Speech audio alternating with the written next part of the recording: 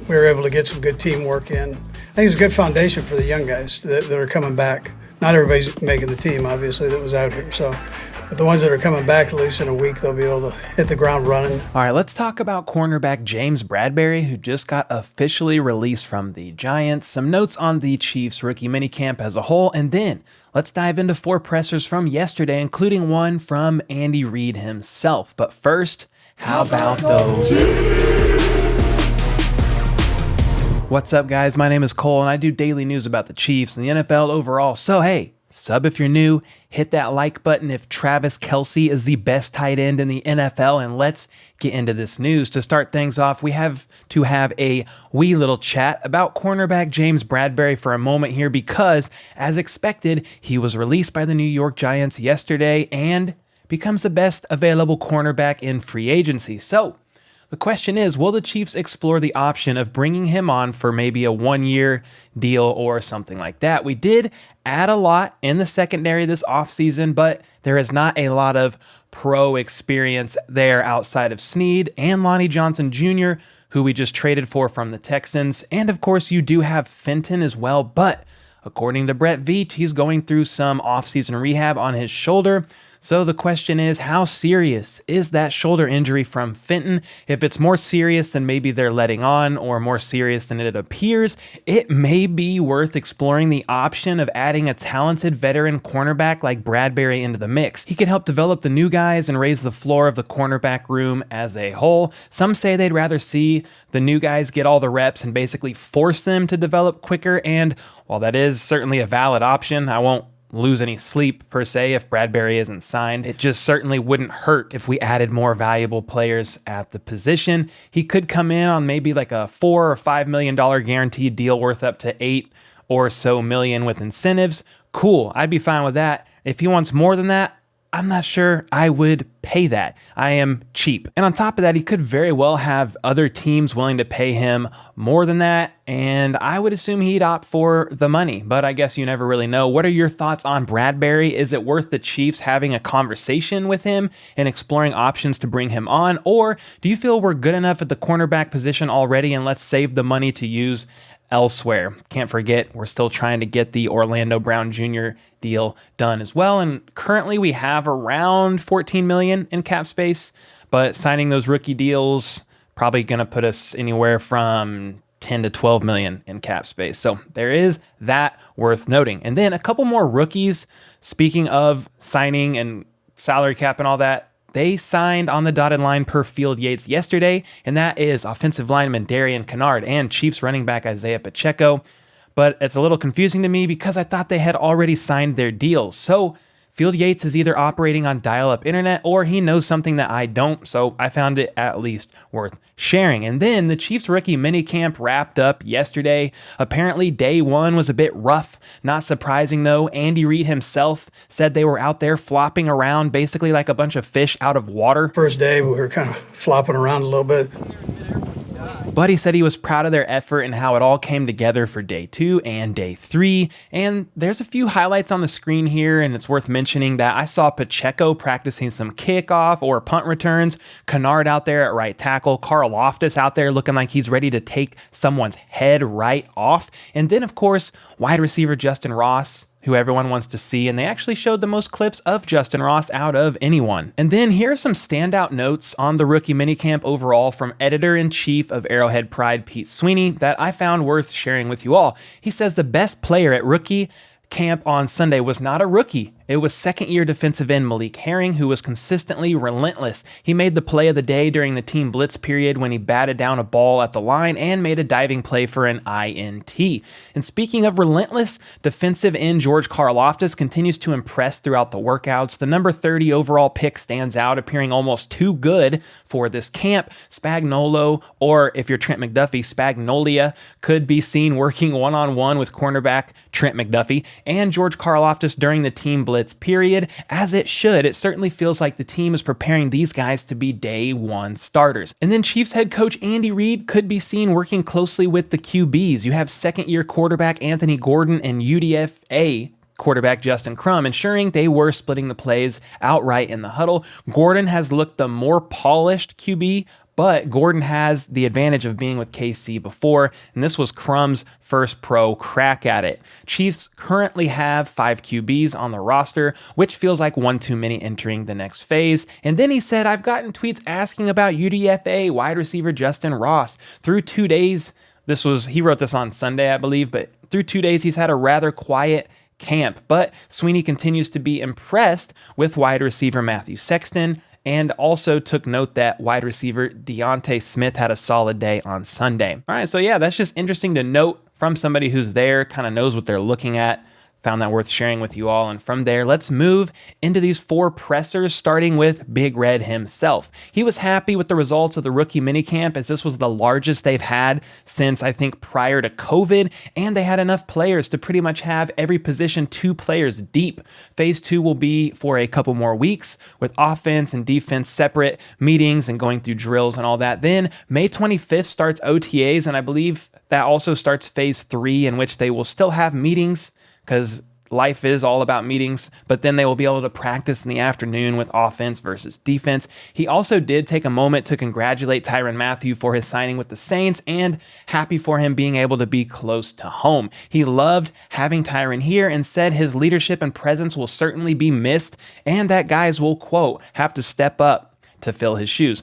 Then Big Reid gave a couple injury updates on receiver Sky Moore and tight end Jody Fortson. Regarding Sky Moore, he didn't seem overly concerned, saying he actually tweaked his hamstring before his arrival to minicamp. I mean, maybe Sky just literally thought about being out on the field and tweaked his hamstring. I'm not really sure. And then, even though he wasn't able to see much on Sky Moore out there because of the hamstring, he feels Sky is strong, has great hands, big hands, nice speed, and likes the way that he saw him play in college and the way he was used. He's excited to see Sky out there, that is for sure. He'd said Sky should be good to go when he gets back for OTAs. And as far as Jody Fortson is concerned, there's a chance Fortson is out there for phase 3. But if not, training camp for sure. He said his rehab has progressed very well, but he's also a guy that likes to go full throttle. He actually said 100 miles an hour, so they just got to keep an eye on him there. And speaking of full throttle, apparently, but not surprisingly, our Greek edge George Karlaftis seems to be all gas and no brakes. Reid said Karlaftis is moving around well in space, good hands, but definitely has quite the motor. He goes and goes, and he said, he goes 100 miles an hour. Walkthroughs, everything. I mean, we had to slow him down. And that's not a bad thing by any means. He just wants players out there being safe, though he did mention that physicality was an intentional aspect when looking at many of the players that they drafted. So, hey, they found that with Georgie boy. They want to be as physical as they possibly can going into the season. And regarding Darian Kinnard, Hulk smash out there at right tackle, Reid said, yeah, I kind of liked him. Strong.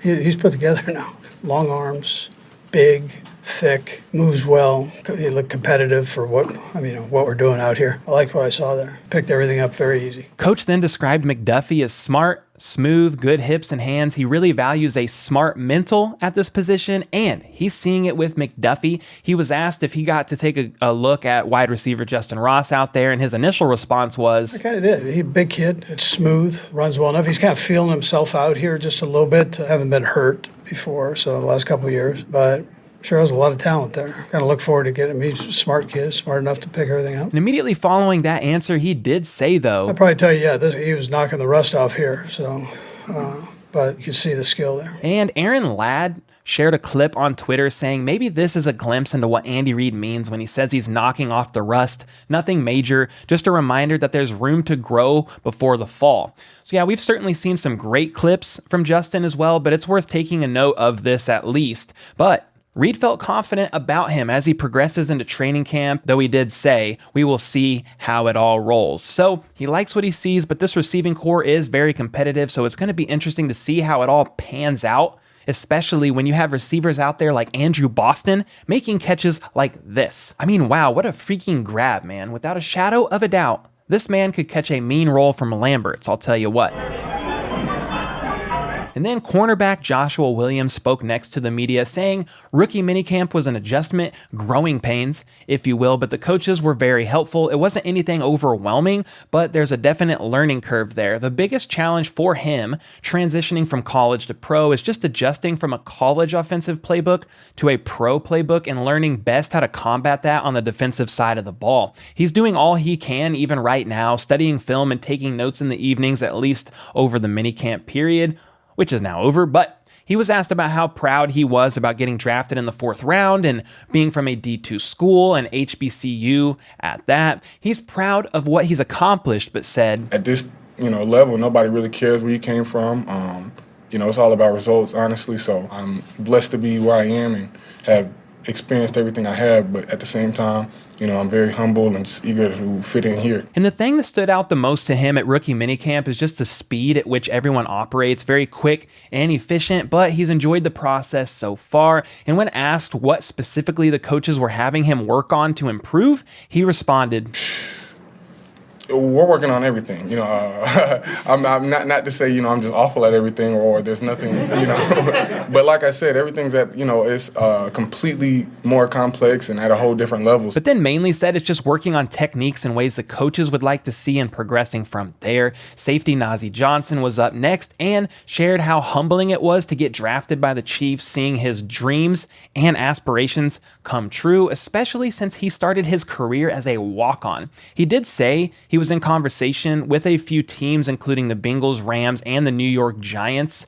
if he was to be an undrafted free agent, and he actually had a deal in place with the Giants if he would have went undrafted, but he got the call from the Chiefs and the rest is history. He then echoed Joshua Williams' thoughts about the speed and progression of minicamp overall and how they move and operate here. It's quick, but it's been a great experience for him. They had him in the nickel position and the strong safety position, which is similar to what he played in college, so definitely drawing from his strengths there. He was asked about his 4.35 40 time, and he said in high school he was running around a 4.6 40. So he is proud of how far he's come since then. And when asked what pro player he draws inspiration from, he said, Sneed, I learned a lot from him because I played him in college. And the way he translated from college to the pros is excellent. So I'm just trying to, I'm going to pick his brain and learn from him because he's executing at a high level. Which he says that versatility Sneed has creates value for himself, and he's aiming to do the same,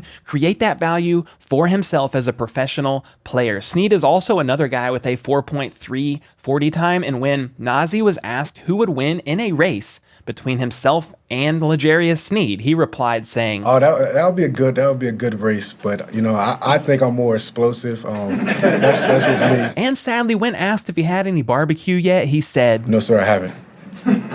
Haven't had time." Well, listen here, Mr. Johnson. You need to make time. Now that minicamp's over, you need to at least go to Gates before you leave. People are going to be mad that I said that, but you need to experience Gates, please. Thank you. Linebacker Mike Rose stepped up next to the podium and shared he was definitely surprised he went undrafted, but every team had their reasons why they passed up on him, and he didn't really seem to take it too personally. And he's used to adversity, as he wasn't highly recruited out of high school, fought hard in college, but uses that as motivation with where he's at today. If there's an opportunity to make this team, which I think there is, I'm just going to roll in with the chip on my shoulder. I think a lot of people know I can play, and I just got to show that day in, day out. He chose the Chiefs because he's had good convos with Coach Daly, the linebackers coach, loves the organization and the things they've been able to accomplish, and thinks he'd be a great fit here. He's just looking forward to doing his thing in minicamp and making the 53-man roster. And regarding Sam, Mike, or Will linebacker, he's open and willing to learn them all and be as versatile as he can be for this team. The Chiefs run a different defensive scheme than he played in college, so this rookie minicamp was really good for him to see how he would fit within that scheme, and he feels he'd be a great addition. And based on where he grew up, he was asked if he was a Bengals or a Browns fan, and guys, be nice to the guy here, but he answered saying, I definitely grew up a Browns fan, but, as this became more reality to me, you obviously can't, pick favorites. So, hey, we hold no hard feelings, bud, but you are with the right team now. Let's just say that to put it nicely. What did you guys think of the rookie minicamp overall? Any standout player for you guys?